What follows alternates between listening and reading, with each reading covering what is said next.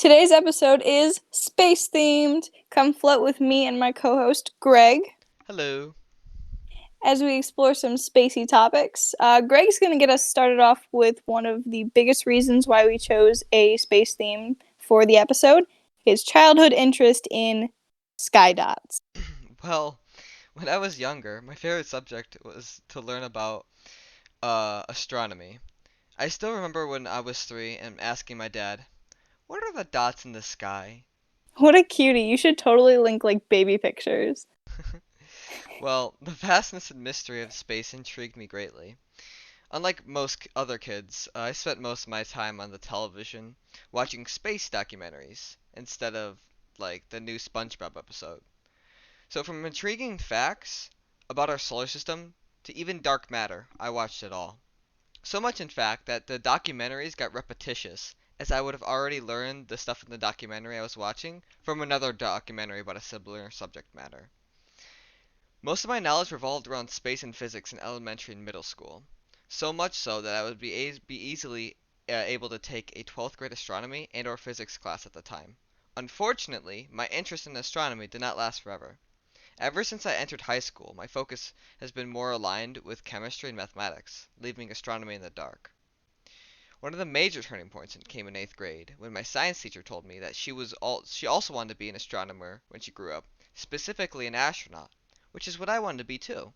Sadly, she told me that even with all the qualifications necessary to be an astronaut, it is still a 1 in 2,000 chance to become one once applied.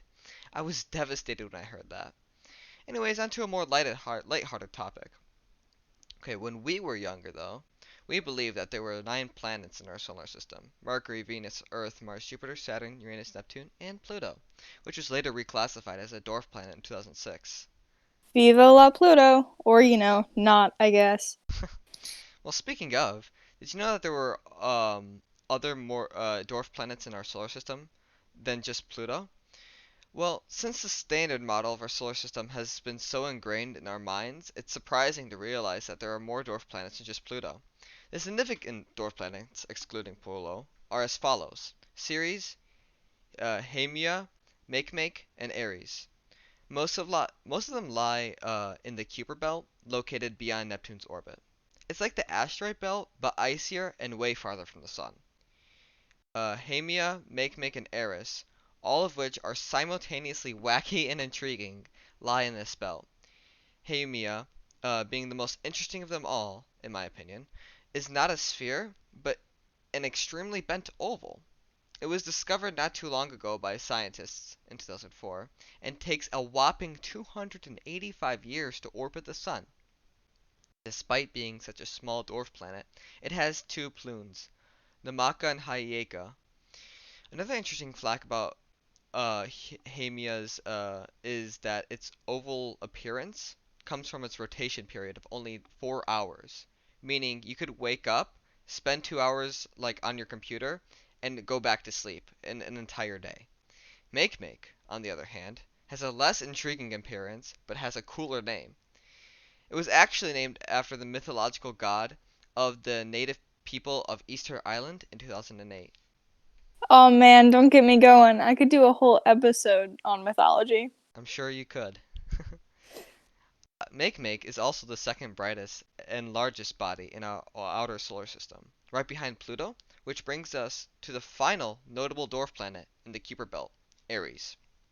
Ares is the farthest significant dwarf planet, as it takes a whopping 558 years to orbit the sun. That's insane. Interestingly enough, it has an elliptical orbit which is not aligned with any other orbital path of the celestial bodies of our solar system. This means that Ares gets significantly closer to the Sun at some periods, while stretching far away as 14 billion kilometers from the Sun. The last dwarf planet on the list is Ceres. Ceres, unlike the other notable dwarf planets, is located in the asteroid belt near Mars and Jupiter. It was initially speculated that Jupiter's strong gravitational pull could swing Ares into a head-on collision with other asteroids or even planets. Thankfully, it's not probable, and it isn't as scary as it sounds. On the topic of planetary destruction, Jesse, I hear you've been interested in Star Wars recently. Heck yeah! In fact, today I'm going to be reviewing my favorite thus far of the Star Wars series, which is Episode 3, Revenge of the Sith, rather. And if you know it, like in the timeline, it would be the third prequel. So I haven't seen all the films, but this one resonated with me the most. Oh, and if it isn't obvious, this section's going to contain spoilers. So, for those of you that have seen the movie, but it's been a while, I'll catch you up with a quick summary. So, at this point, the character is about 3 years into the Clone Wars. Palpatine, who's actually a Sith, oops, is rescued from Count Dooku. After that, Anakin becomes something of like a double agent between Palpatine and the Jedi Council. One of the most intriguing things to me brought about by this film is the debate over Anakin's validity and turning to the dark side. Yeah, I get it. It's the dark side. However, he was under the impression that he could save his lover, Padme, and his future children using that path and like going through with that. So with that in mind, can we really hold his transition to becoming an antagonist against him? I don't know. Just something to consider. So, all in all, I really enjoyed the film. It had some genuine reaction moments. Personally, I just emotionally cracked seeing Obi-Wan Kenobi fight Anakin. That was an absolutely earth-shattering moment for the movie. I'd even argue like the series as a whole, and they captured it stunningly.